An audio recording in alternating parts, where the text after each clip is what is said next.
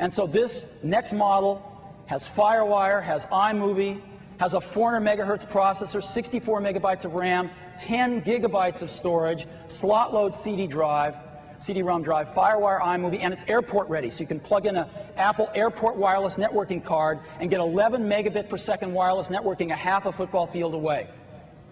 And our second model comes in indigo and a new color we call Ruby.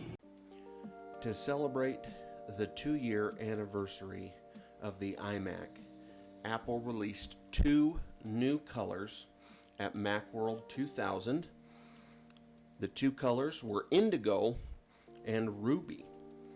Today, I am going to be restoring this 21-year-old Indigo Blue iMac G3 into working condition.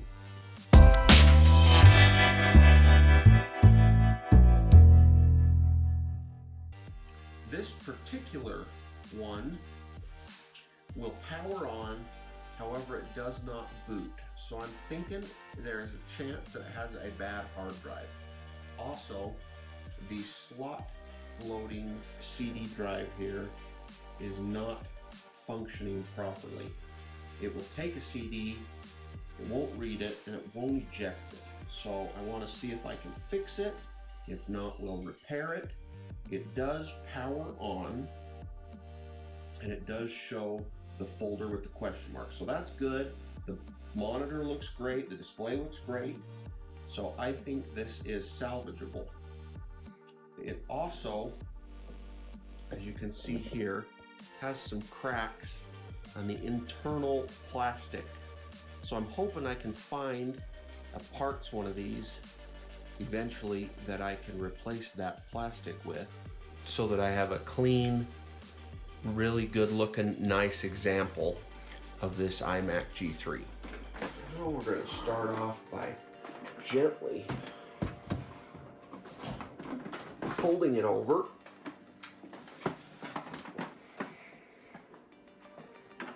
And then go ahead and open this, pull it up, you can push in right here and it will come out. Part 1 is down. And then, time to grab my iFixit kit, link in the description below, best toolkit I've ever used.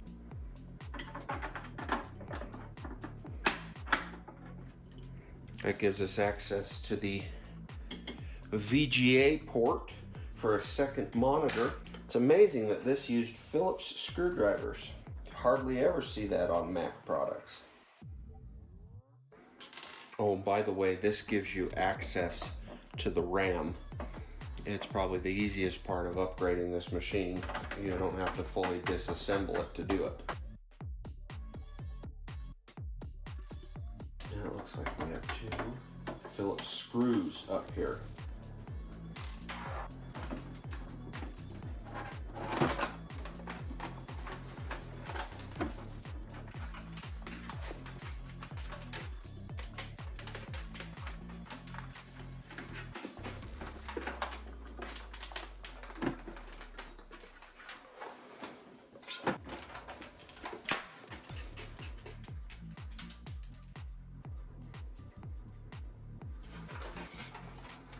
Just had to give it a little oomph. Do have some nasties. And we gotta take apart this shield here. Again, more Phillips.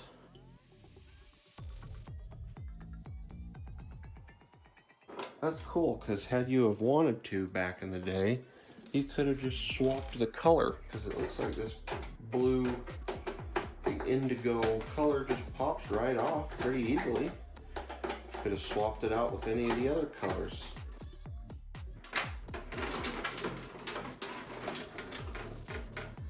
Now we're inside. See, yeah, it's so brittle that it's just this, you tap it and it is cracking. But this part looks to be in good condition. So I think we can salvage that. Let's see, this is just, it's just crumbling.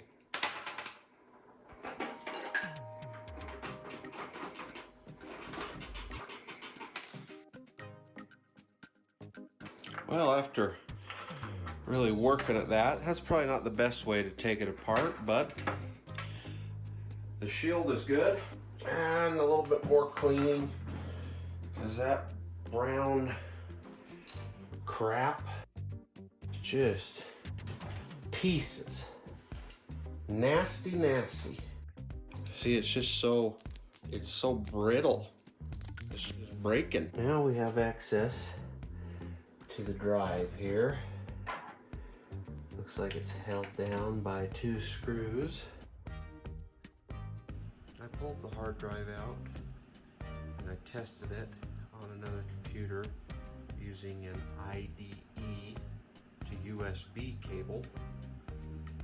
I'll put the link to one of those down below. This 10 gigabyte hard drive is in working order. It's been properly formatted. So we're going to put that back in. Now we need to get into the CD drive and figure out what's going on with it. Now what we need to do is take off the logic board so that we can get access to the CD drive.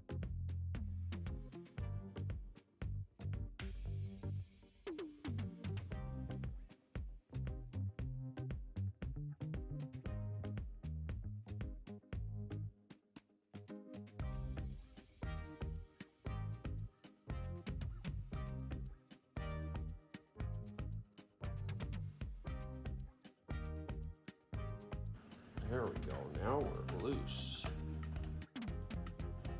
What an awesome design.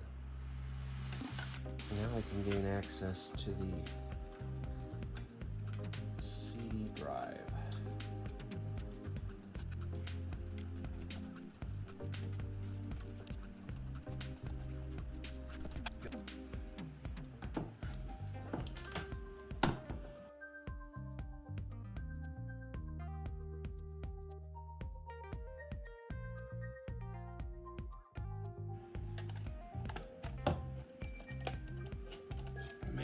In there.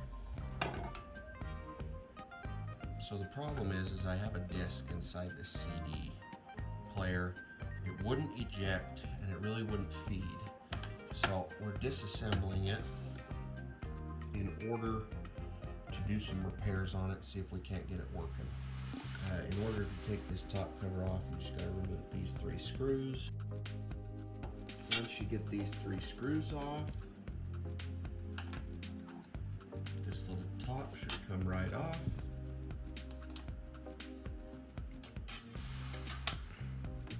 And now we need to remove this one additional screw.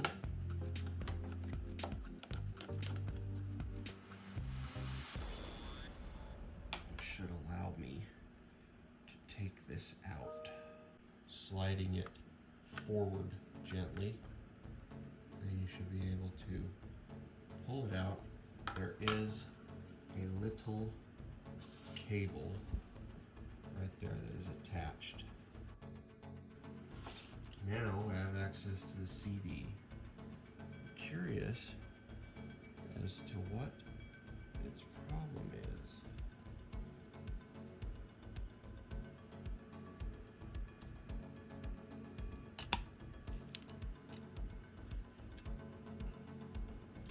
Clean the roller pad here. See if that does anything.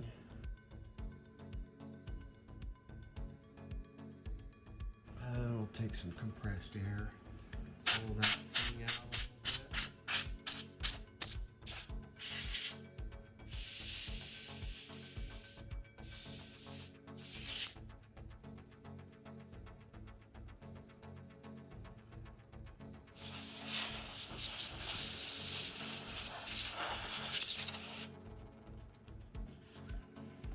reinstall this, plug that cable back in first.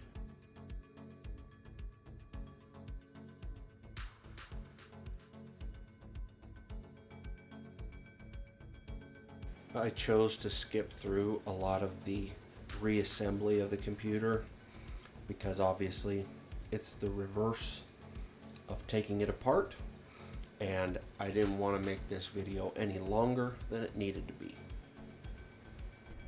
I had the hardest time finding the right installation disk for this old iMac, but finally I found a version of Mac OS 9 after about 3 hours of back and forth that I could actually install on here and make it work.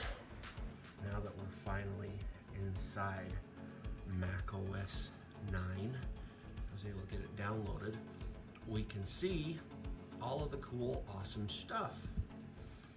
I remember using this computer when I was in elementary school. We actually had the original slot loading iMacs, but this experience for all intents and purposes is the same. We can figure out what this computer actually has in it. It has 576 megabytes of RAM, Mac OS 9.2. This computer is a late 2000 model.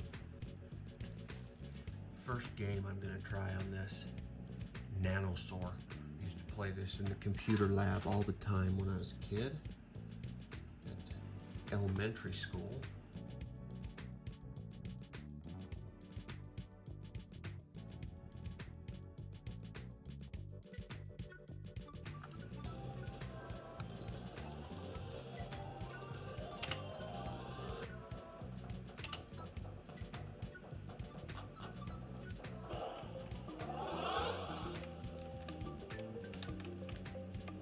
Jump, shoot, cycle through the weapons. Ooh, here comes a T-Rex. Ooh, and he is a dead T-Rex. Stegosauruses all over the place. Do I kill them? Oh boy, they're gonna kill me. I guess so.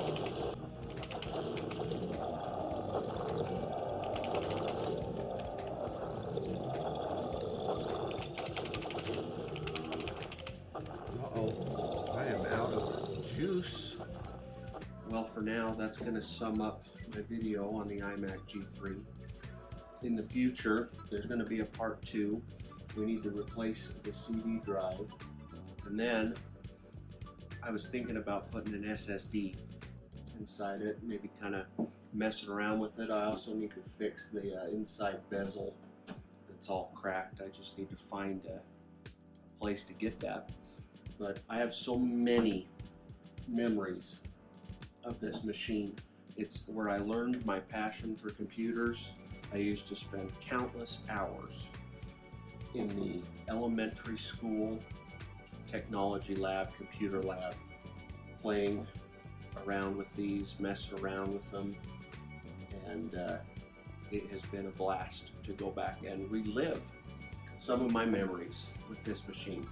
Thank you so much for watching. Please hit that subscribe button, like this video, and I'll see you guys next time.